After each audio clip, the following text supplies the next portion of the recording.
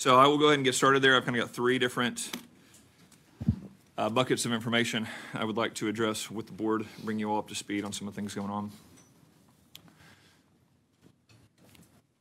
Now it's been a little over 2 weeks, but we saw, potentially and very closely a tragic situation where former President Trump was nearly assassinated on a stage out in Pennsylvania.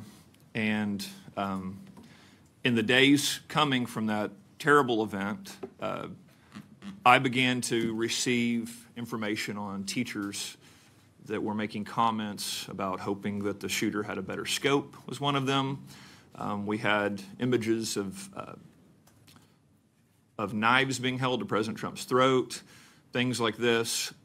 Look, here in the state of Oklahoma, that's just unbelievably inappropriate. We're not going to tolerate adults that we entrust with our kids going out and making comments in a threatening manner or in a joking manner that the President of the United States, former President Donald Trump, should be assassinated. To be clear, it's inappropriate, no matter if it was President Biden, no matter what elected official it is. We can't tolerate behavior like that, and we're not going to in the state of Oklahoma. I look at it like this too. You can just kind of put it in this perspective. If a child in a classroom, if a student in a school was out making jokes about their superintendent being killed, assassinated, a school wouldn't tolerate it. They would throw the kid out of school. That happens all the time. We cannot allow these individuals to continue to teach in the state of Oklahoma. I want to thank Haya Rachik, who brought this first to my attention of what she found online to show this hateful, nasty rhetoric. And it is a very sad day in politics to see the hatred that's coming from the left to want people assassinated for their beliefs. And I believe teachers are to teach, not indoctrinate. And so we want to make sure to send a message loud and clear that no one will be allowed to teach in the state of Oklahoma if they advocate the assassination of President Trump or any elected official. The next topic I really wanted to make sure to bring to your attention and bring the board up to speed on is our memo regarding using historical documents like the Bible in the classroom. And you've seen some rogue administrators making comments out in the press, so I wanted to address those directly to the board. What we've seen are some districts, some of our worst acting districts, have come out and said that they're not going to teach history. They've come out and said that they're not going to teach the Bible because they don't agree with it, because they don't want that in our history, even though it's clearly there. Well, to be crystal clear, removing the Bible from our classroom robs children of a full and well-rounded understanding of our country's history. As we've laid out here, you can't separate why the Pilgrims came to America. You can't separate why our founders believed that our rights came from God and why that was unique.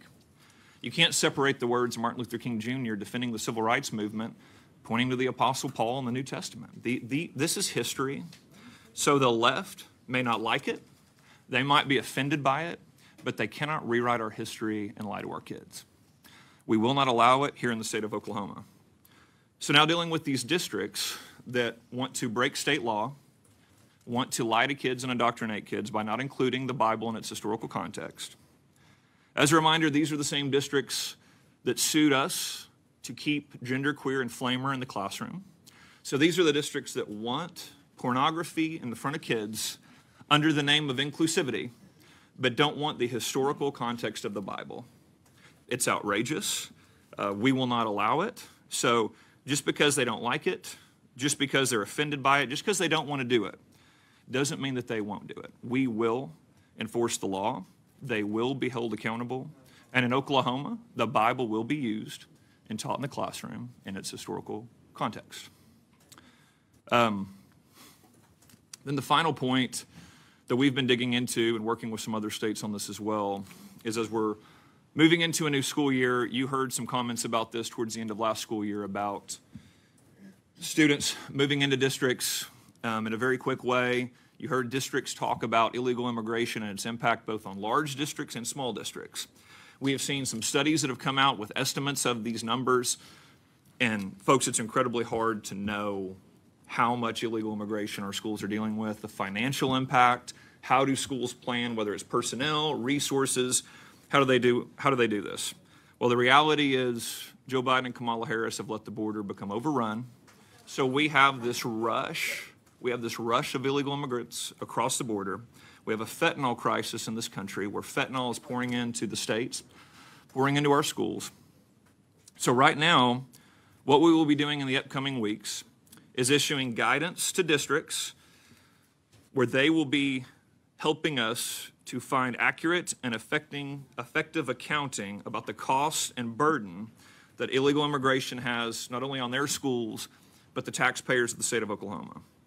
So the federal government has failed to secure our borders. Our schools are suffering over this. And where the federal government has failed to act, Oklahoma will step up. So we will step in. We will make sure that we understand the cost to taxpayers so that our kids can get the best education possible. So we are currently working on that guidance that will go out of district in the upcoming weeks.